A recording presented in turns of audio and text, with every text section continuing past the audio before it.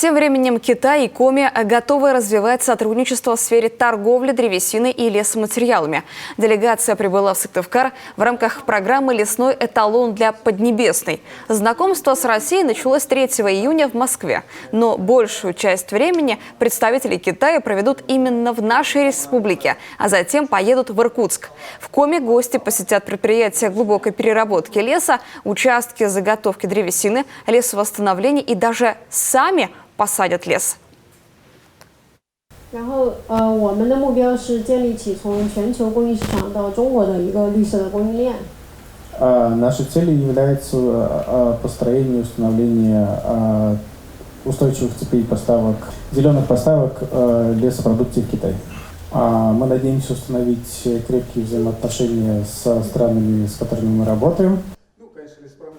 В ходе встречи говорили и о вызовах, с которыми сталкивается Китай.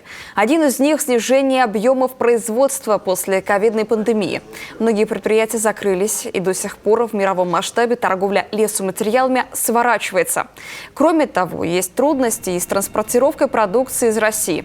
Компании в Китае не могут найти каналы оплаты из-за санкций.